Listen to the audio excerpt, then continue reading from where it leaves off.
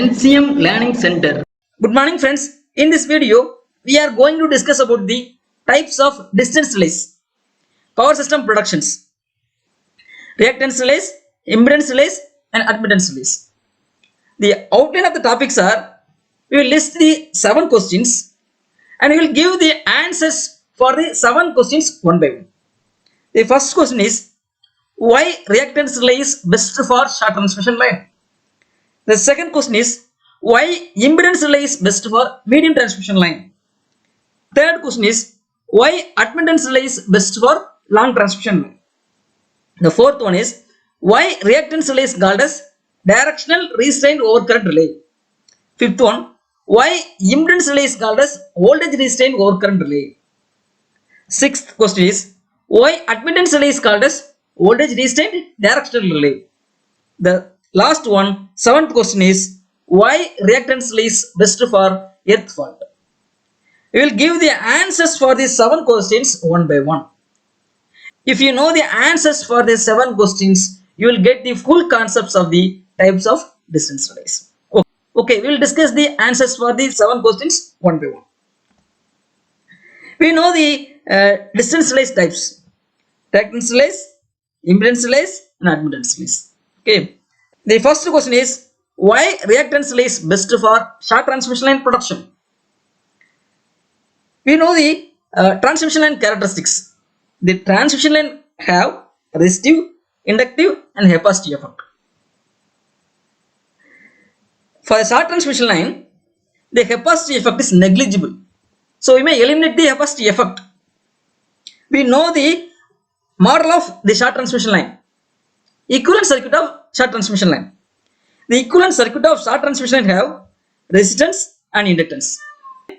Vs is sending end voltage, Vr is receiving end voltage. The short transmission line length is less than 80 kilometers. The resistive effect is very small. Okay, so the approximate model of short transmission line is just a inductor, reactance effect. If any fault appears on the transmission line, the reactance changes is more. So for the short transmission line, reactance relay is best because the reactance relay will sense the reactance of the transmission line. During the normal conditions, the reactance of the transmission line will be a preset value, normal value. Under fault conditions, the transmission line reactance falls below the preset value. It will be observed by the reactance relay. The relay will operate and produce the short transmission line. Okay. Next, why impedance relay is best for medium transmission line production? We know that equivalent circuit of medium transmission line. 3 types of equivalent circuits are there for medium transmission line. One is end condenser method. The second one is nominal pi method. Third is nominal T method. For understanding, we will take the end condenser method. In the end condenser method, the medium transmission line is represented like that. Here resistors and inductors are connected in series and capacitors are in parallel with load. In the medium transmission line, the capacitive effect is very small. So the approximate model of the medium transmission line is just resistors and inductors. So for the medium transmission line, the effect of resistance and inductance are major. So here impedance effect is more sensible for medium transmission line. So the impedance relay is best for the medium transmission line. The impedance relay measures the impedance of the medium transmission line. Under normal conditions, the impedance of the transmission line will be a preset value. So the relay will not operate. Under fault conditions, the impedance of the medium transmission line goes to below the preset value. So the relay will operate and produce the medium transmission line. So for medium transmission line, impedance relay is best. Third questions. Why admittance relay is best for long transmission line productions? Similarly, we know that equivalent circuit of long transmission line, it have resistance, inductance and capacitance. All the effects are major. So measurement of admittance is best for the long transmission line. So admittance delay is best for the long transmission line. Fourth questions, why reactance relay is called as directional restraint overcurrent relay? We know that the reactance relay will measures the reactance of the transmission line. Basically, the relay have two torques. One is deflecting torque, another one is controlling torque. For the reactance relay, deflecting torque is proportional to the square of the current. We write TD is equal to K1 into I square. K1 is constant. The reactance relay designed such a way that to produce deflecting torque is proportional to the square of the current. Second coil, controlling torque, restraining torque is proportional to the directional element Vi cos pi minus 90. So Tc is equal to K2 into Vi cos pi minus 90. K2 is a constant. So you may write K2 Vi sin pi. Under normal conditions, the two torques are equal. Deflecting torque is equal to controlling torque. Equate these two equations. K1 I square is equal to K2 Vi sin pi. Simplify these equations. We will get 1 is equal to K2 by K1 Z sin pi. We know that power factor. Impedance diagram. Impedance triangle diagram. Cos pi is equal to R by Z. Sin pi is equal to X by Z. Substitute these values. Sin pi is equal to X by Z. Z cancel. We will get 1 is equal to K2 by K1 X. X means reactance. From that, reactance X equal to K1 by K2. This is the preset value of the relay. Under normal conditions, the reactance of the transmission line will be X equal to K1 by K2. Under faulty conditions, deflecting torque is greater than controlling torque. So, if you substitute and simplify this equation, you will get X less than K1 by K2. When fault appears, the impedance of the transmission line goes below the preset value.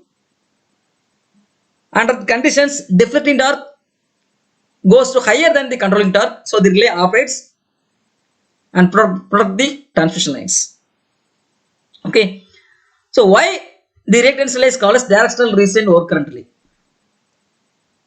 From the mechanism, okay, this directional restraint tells that controlling torque is proportional to the directional element. The overcurrent relay, it means that deflecting torque is proportional to the overcurrent. Okay, that is why it is called as directional restraint overcurrent relay. Next, why impedance relay is called as voltage restraint overcurrent relay? Similarly, the impedance relay is manufactured such a way that to produce restraining torque is proportional to the square of the voltage and controlling torque is proportional to the square of the current. That is why it is called as voltage restraint overcurrent relay. Okay, here deflecting torque is proportional to the square of the current. So you may write TD is equal to K1 I square. Controlling torque is proportional to the square of the voltage. That is why it is called as voltage restraint overcurrent relay. So TC is equal to K2 I E square. Under normal conditions, both are same. Deflecting torque and is equal to controlling torque. Equate this, we will get Z is equal to root of K1 by K2. This is the preset value. Under fault conditions, deflecting torque is greater than TC.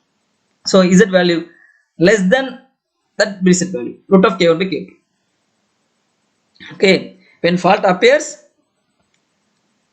impedance of the transmission line goes below the preset value.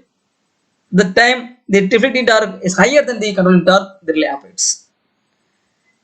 Relay operates and isolate the transmission line. 6 questions. Why admittance relay is called as voltage restraint directional relay? Same concepts. Deflecting torque produced by directional element. So deflecting torque is proportional to the directional element Vi cos pi minus 90.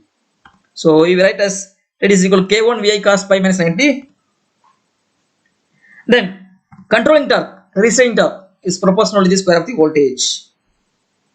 Under normal conditions, both are equal. Simplify, you will get this. Impedance impedance is inversely proportional to the admittance. Okay. During the fault conditions, if it is higher than the controlling torque, so the impedance of the transmission line goes below the preset value and admittance of the transmission line goes higher than the preset value. Okay. Relay operates when the impedance of the transmission line goes to below the preset value during the fault conditions. Okay. Next, final questions. Seventh questions. Why reactance relay is best for earth fault? We know that earth means ground resistance. The ground resistance varies with respect to the ground positions. For example, if earth is very soft, the resistance will be very less. If ground is very hard, the ground resistance will be high.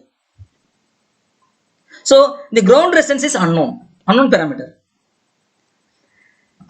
If any fault appears between line to ground, the unknown ground resistance added with the line resistance and reactance. Okay, the unknown ground resistance added with the line resistance and reactance. Okay, for the case if impedance or admittance relay is used, what will happen? It will sense the line impedance with unknown fault impedance. Ground resistance is unknown. The unknown resistance also measured by the impedance or admittance relay, because the impedance or admittance relay will sense the impedance parameter. Okay, due to the unknown fault measurements, it may be a lesser higher than the preset value, so the relay may not be operated during the fault conditions. Okay, if reactance relay is used, what will happen? It will senses only the reactance value. It will not senses the resistance, unknown ground resistance. So during fault conditions, the reactance of the transmission falls below the preset value, so the relay will operate, because it will not senses the resistance of the unknown resistance of the ground. It will sense only the reactance of the transmission line. Okay, that is why the reactance relay is best for earth fault. Next, do it yourself.